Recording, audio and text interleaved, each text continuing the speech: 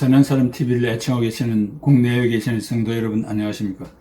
지난 시간에는 마틴 루터에 대한 말씀을 드렸고 오늘은 이방사도 바울사도 다음으로 유명한 잔 켈빈에 대한 한 생애를 요약했습니다. 여러분들 끝까지 잘 경청해 주시기 바랍니다. 기독교 역사를 보면 초대교회 시절에 오순절 다락방에서 성령의 강한 역사로 충만을 받아 예루살렘과 온 유다와 사마리아와 땅끝까지 복음이 전거되었습니다. 시대가 흘러 16세기 독일인 마틴 루터와 불란스인 존 켈빈이 나타나서 구교의 비성경적인 교리와 예배 그리고 의식으로 고통받는 성도들을 구출해내기 위해서 종교개혁 운동을 전개하여 이들의 신앙의 뒤를 따랐던 무리들이 프로테스탄트 개신교회가 되었다고 말할 수 있습니다. 지난 시간에 공부한 대로 루터는 63년간 살면서 그 시대에 맞는 교회 운동을 전개한 자로서 그의 인간됨과 신학이 하나님의 쓰임을 받았습니다. 강하고 담대한 인격이 생명을 걸고 대항할 수 있어서 종교 개혁의 주역자가 되었습니다. 그 후 켈빈은 루터보다 26년 후에 출생했는데 이것도 하나님의 뜻이 있었다고 생각합니다. 켈빈은 55년간 살면서 루터가 행동파로 이루어 놓은 종교개혁의 중심 사상을 학구파로서 내실 있게 체계화하여 마무리하는 작업을 했습니다.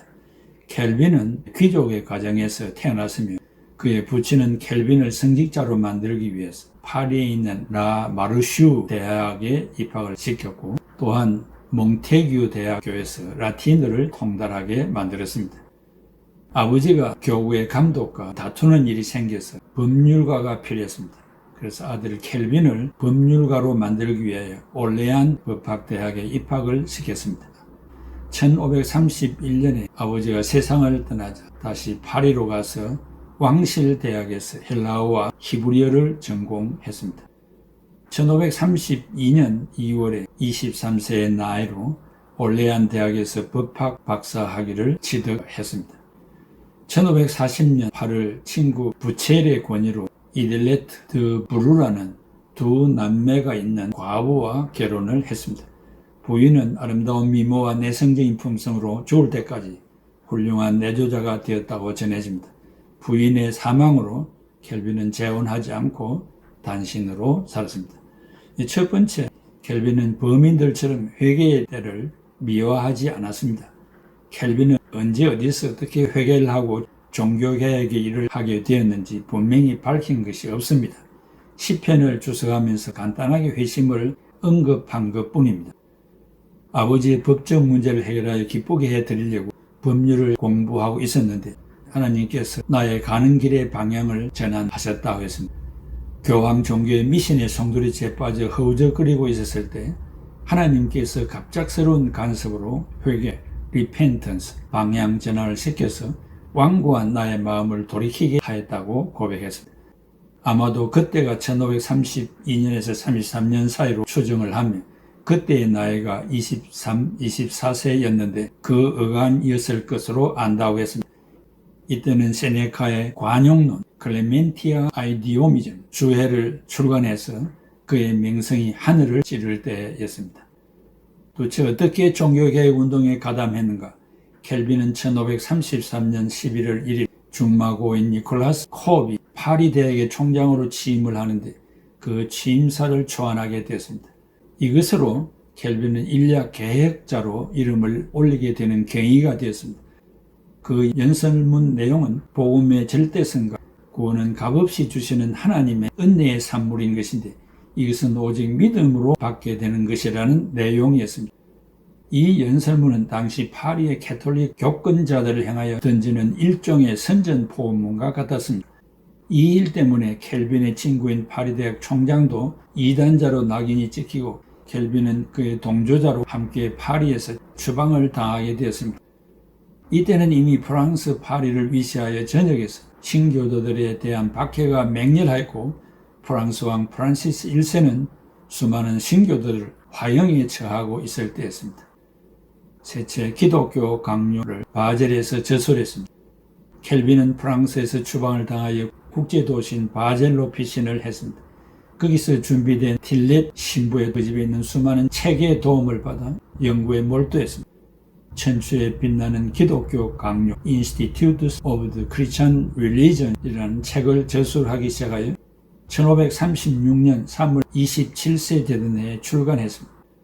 켈빈은 서문에서 당시 개신교 신자들을 박해하는 일에 앞장섰던 프란시스 1세에게 드리는 글을 써서 개혁주의 운동의 목적을 밝히고 개신교 신자들의 순수한 신앙 정신을 밝히고 개혁주의 신앙을 변증했습니다.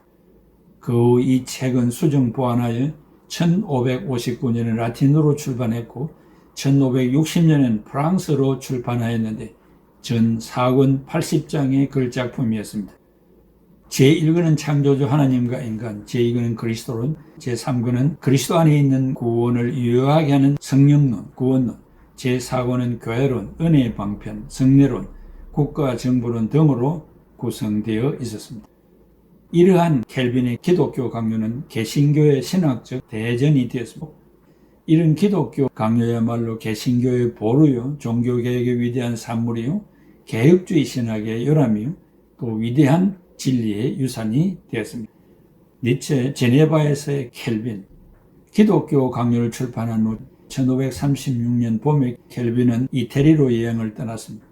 거기서 복음주의에 동조하는 동료들을 만나 개혁운동을 같이 하기로 약속을 받고 비밀리에 고향 파리를 방문하려고 계획했습니다. 고향에 가서 동생 안토니와 누님 마리아를 데리고 바젤이나 스트라스버그로 갈 계획이었습니다. 그때가 1536년 7월이었습니다. 그러나 그는 불가불 제네바를 거쳐서 갈 수밖에 없었습니다. 켈빈은 제네바에 하룻밤을 묵고 갈 예정이었으나 그날 밤에 뜻밖의 한 사람이 방문을 했습니다. 그가 바로 대선배 개혁자 윌리엄 파렐이었습니다. 그는 베르네에서 이미 개혁운동을 성공시켰고 그때는 제네바에 와서 로마와 연결하는 중에 있었습니다. 그는 켈빈보다 20세나 나이가 많은 연장자로서 켈빈의 인물됨을 익히 알고 있었고 그 면담의 자리에서 자기와 함께 제네바에서 개혁운동을 하자고 제의를 했습니다. 물론 켈빈은 예측하지 못한 제의를 받고 한마디로 거절했습니다. 켈빈은 시편 주석을 쓰면서 그때의 상황을 기록했는데 파렐은 복음 사업을 위한 비상한 열심에 불타고 있었다. 그는 나를 붙잡기 위하여 몹시 애를 썼다. 나의 뜻은 조용히 학문을 연구하는 것이기 때문에 다른 사역에는 관여하지 않겠다고 말하자 자기의 강청이 거절된 것을 알고 저주하는 말을 하기 시작하였다. 파렐은 자기를 이렇게 필렬하는 것을 눈앞에서 보면서도 도움을 주지 않는다면 하나님의 이름으로 말하노니 하나님의 부르심에 귀를 기울이지 않는 한 하나님께서 그대의 휴식과 공부를 저주하시기를 바라오. 이 말을 듣고 나는 두려움을 느껴 계획했던 여행을 포기하고 말았다고 저술했습니다. 다섯째, 성시화 운동. 이것이 켈빈이 제네바의 계획자로 역사의 기록이 되는 경위였습니다. 이때는 벌써 제네바시가 개신교로 기울어지고 제네바시 이해까지도 천주교의 미사를 금지하도록 가게 할 정도였습니다. 이제 제네바는 개혁의 주인공을 기다리고 있을 때였습니다. 하나님은 그 시기에 켈빈을 그 무대에 서게 한 것입니다. 나중에 켈빈은 제네바시 이해로부터 제네바시의 목사로 인정을 받았으나 결국 제네바시 이해는 켈빈과 파렐의 개혁운동을 반대하여 저들을 추방하기에 이르렀습니다. 그 이유의 초점은 교회의 정치와 제네바시 이해의 정치를 분리시키는 것이 켈빈의 주장이었는데 시이해는 반대를 했습니다. 교회까지 시이해가 좌지우지하려고 했습니다. 마침내 켈빈은 도망자의 신세로 급히 제네바를 떠나야만 하였습니다. 그가 제네바에 머문 지 2년째 되던 해였습니다. 여섯째, 켈빈의 스트라스버그에서의 사역. 파렐은 네사텔로 피신하여 죽을 때까지 거기서 활동을 했습니다. 켈빈은 바젤로 가려 했으나 계획자 부스의 간절한 요청 때문에 또 계획을 받고 스트라스버그로 갔습니다. 켈빈은 거기서 프랑스에서 피난 나온 피난민 교회 목회를 하면서 저술에 힘썼습니다. 그리고 거기에 머물고 있는 많은 종교 계획자들과 폭넓은 교제를 갖게 되는 기회를 얻게 되었습니다.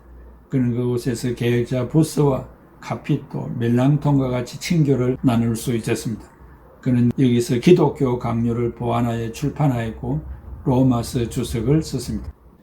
그리고 로마 교회 주교 사로레토에게 보낸 유명한 반반문도 썼습니다. 그리고 이곳에서 과부와 결혼도 했습니다. 그는 여기에서 3년간을 머물게 되었고 경제적으로 어려워 가난하고 고달픈 육신의 삶이어서나 영적으로 부유했고 또 가정을 이룬 행복한 시기이기도 했습니다. 7번째, 제네바의 계획자 칼빈. 켈빈을 추방한 제네바는 모든 면에 어려움을 겪었습니다. 마침내 켈빈이 다시 필요한 제네바가 되었습니다. 켈빈을 추방했던 이해는 다시 켈빈을 초청하기로 결정했고 이 소식을 들은 파렐은 또다시 켈빈이 제네바로 되돌아와 가야 된다는 내용의 간곡한 편지를 보냈습니다. 그 이유는 켈빈은 몇백 번 죽어도 제네바로 돌아가지 않으려고 결정하고 있었던 것입니다. 그래서 파렐이 편지를 쓰게 된 것입니다. 드디어 1541년 9월 13일 켈빈은 추방된 지 3년 만에 다시 제네바로 돌아왔습니다. 이때 켈빈의 나이는 32세였습니다. 켈빈은 그때부터 세상을 떠나던 1564년 5월 27일까지 23년간을 제네바에서 목회하면서 자기 삶을 불태웠습니다. 제네바에서 켈빈의 개혁 사업들을 간추려보면 첫째, 켈빈은 성 베드로 교회 담임 목사로 목회했습니다. 그는 격주로 매일 설교를 했습니다. 그의 설교는 제네바에서만 2304회를 넘게 했습니다. 그 설교를 듣는 이에게 감화와 감동을 주었고 그 설교의 영향은 전 스위스, 프랑스, 영국, 스코틀랜드까지 미치게 되었습니다. 그의 설교는 사도적 권위를 가지고 임했습니다. 둘째, 그는 하나님 중심, 성경 중심, 교회 중심의 제네바를 만들기 위해 교회 헌법을 제정하고 교회를 조직했습니다. 설교를 전담하는 목사를 세우고 목사와 협력하여 교회 행정과 치리를 담당하는 장로를 세우고 교회 재정을 담당하는 집사직을 두었던 것입니다. 셋째, 교리문답서를 작성하여 교인들 하여금 철두철미하게 교리적 훈련을 받도록 하므로 성경이 신자들의 생활 원리가 되게 했습니다. 넷째, 끊임없는 저작 활동을 계속했습니다. 1542년 문답 형식으로 된 신앙교육서 캐테키즘을 만들어 작성했는데 그 순서는 사도신경, 십계명, 주기도문, 성례, 교리 순으로 되어 있습니다. 그 외에도 교회의 기도와 찬송의 형식이라고 되어 있는 예배 모음서도 작성했습니다. 다섯 번째, 1556년부터는 제네바시를 위하여 3대 실천 광령을 제창하고 실시했습니다. 첫째는 하나님 말씀에 의한 교회 생활의 질서와 규칙을 지킬 것. 둘째, 제네바시에 좋은 교육기관을 세우는 것. 셋째는 민족과 국경을 넘어서 그리스도의 공동체를 설립하는 것이었습니다. 여섯 번째, 1559년에는 제네바 아카데미를 설립하여 그 제자 베자에게 모든 운영 책임을 위임했습니다. 그 학교가 개교된 이래 5년간 1300명이 넘는 학생들이 켈빈의 강의를 들으려고 스위스는 물론 프랑스, 독일, 영국, 헝가리, 이태리, 홀란드, 스페인 등지에서 몰려들었습니다. 그는 제네바에서 드린 켈빈의 강의 노트를 가지고 모국으로 돌아가 그것을 개혁운동의 길잡이로 삼았습니다. 그 출신 가운데 대표적인 인물이 바로 스코틀랜드의 종교개혁자 요한 낙스였습니다. 이 학교에서 배운 그의 제자들 가운데서 구라파 영계의 혜성 같은 존재들이 나왔습니다. 일곱 번째, 아카데미 창설이 끝나자 당구의 호의를 받는 중에 교회법을 다시 개정하여 종교와 정치를 분리시키고 교회 신자들로 하여금 하나님의 말씀에 복종하여 살도록 교회의 감독직을 제정했습니다.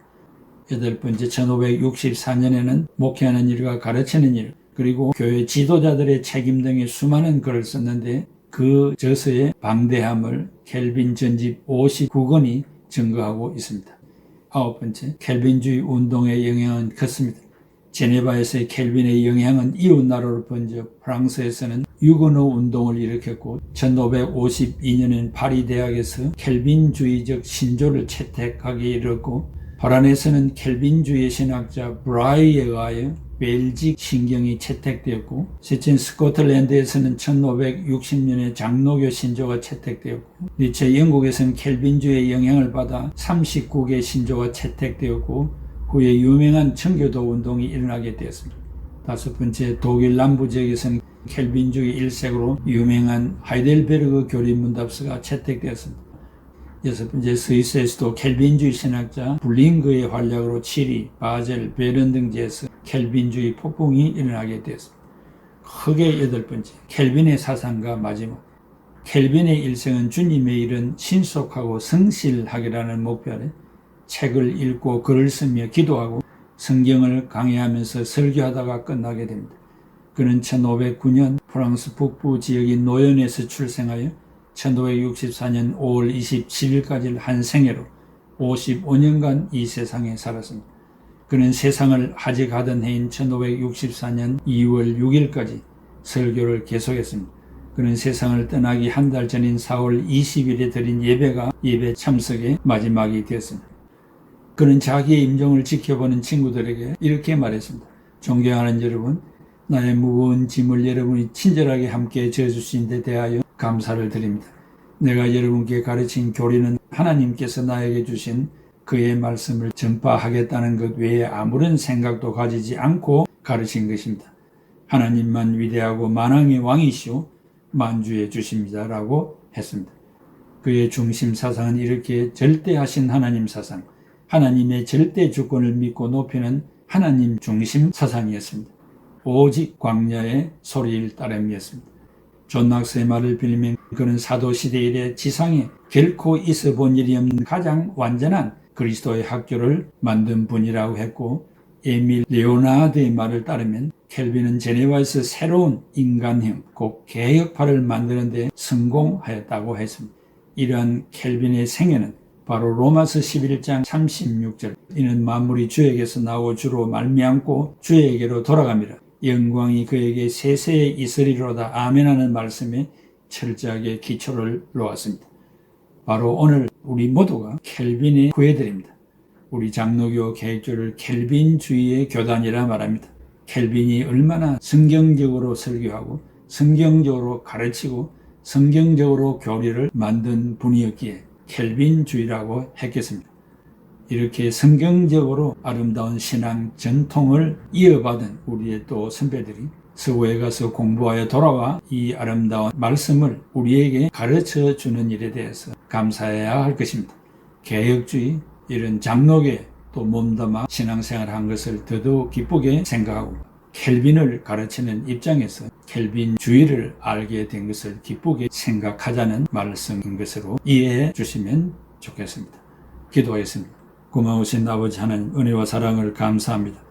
우리들에게 귀한 선배들을 허락해 주신 것을 감사드리며 성경을 읽을 때 이해할 수 없는 구절들도 많이 있지만 위대한 종들이 구슬개미를 끼듯이 또 하나가 빠지면 다 빠지듯이 신구약을 연결하여 철저하게 성령의 감동으로 하나님의 말씀을 주해하고 주석하고 설교해 주어서 우리들까지 쉽게 이해할 수 있도록 좋은 신학과 신앙을 허락하신 것을 감사합니다. 더더욱 우리들도 앞서간 켈빈, 루터와 같이 좋은 신앙적인 영향을 우리의 후손들에게, 우리의 후배들에게 전승해 주는 존경받는 우리 크리스찬들이 다 되게 하여 주시옵소서. 주 예수 그리스도의 이름으로 기도하옵나이다. 아멘.